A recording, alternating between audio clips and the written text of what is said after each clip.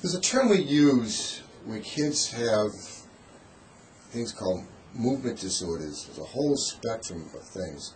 When you use that term, what do you mean by the word movement disorders? A movement disorder is an abnormal movement. So that's sort of, that doesn't tell you a whole lot. There are movements that are deemed to be normal and movements that are deemed to be abnormal. A tic is a movement disorder, and a tic is a compulsive motor movement, for example, if it's a motor tic. Like a blink or a shrug or something, that would be a tic. A tremor would be an abnormal movement. Now, a lot of people have tics. Some people think that most people have tics, and I've heard that, and I'm not sure that's not true.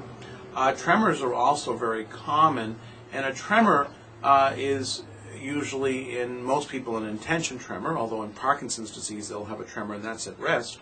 But an intention tremor is very common, and an intention tremor is when you stretch out your hand, you'll shake it a little bit. And that's very common in children. People don't really recognize that.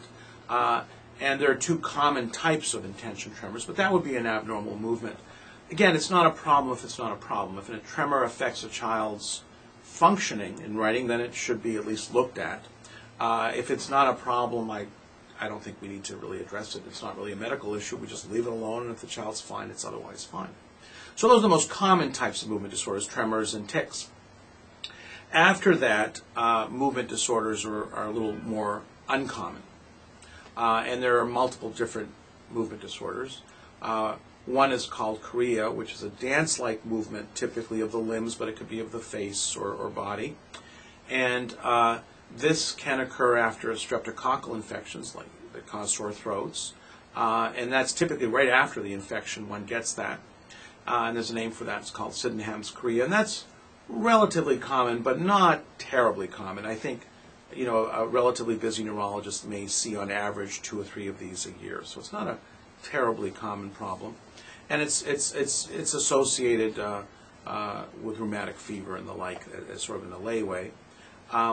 So that's not an uncommon movement disorder. But again, the most common are tremor and tic in children. Then after that, one can get dystonias, which are sustained movement of a muscle.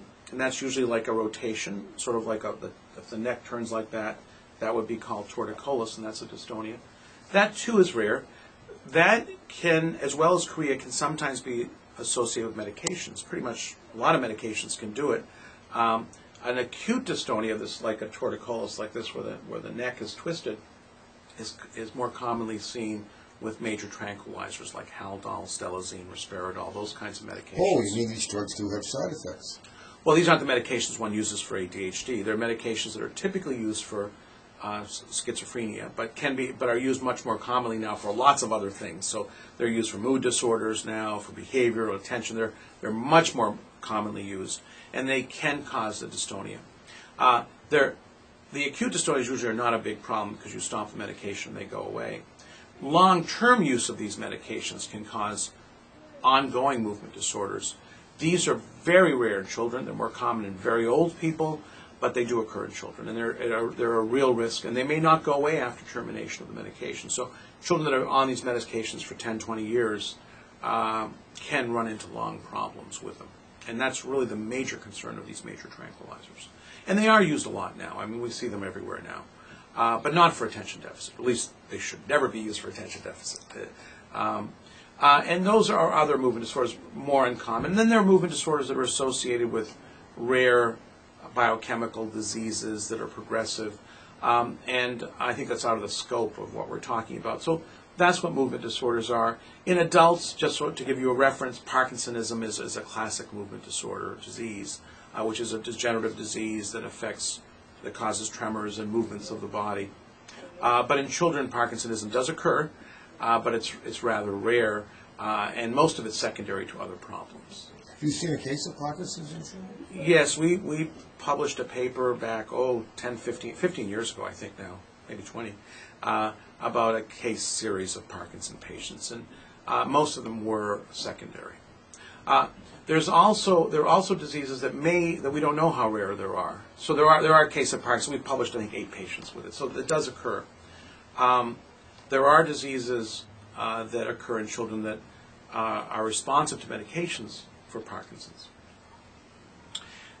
Specific Sinemet or L-Dopa, which is what the mainstay medications are for Parkinson's. And there's a disease called dopa-responsive dystonia, DRD, and we don't know how common that is. It actually, some patients that have cerebral palsy may actually have DRD rather than real cerebral palsy, which is, people know as children that have a motor problem from birth.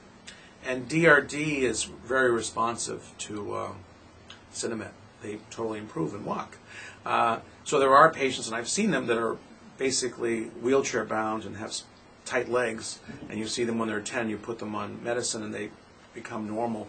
But that's rare, but we don't know how rare it really is. We don't know how many children like this are actually missed because there's no good marker for it. And there have not been any studies because there's just no funding for such studies. So these are either rare or not rare. We don't really know how rare that is. And we don't know what percentage of cerebral palsy is actually DRD.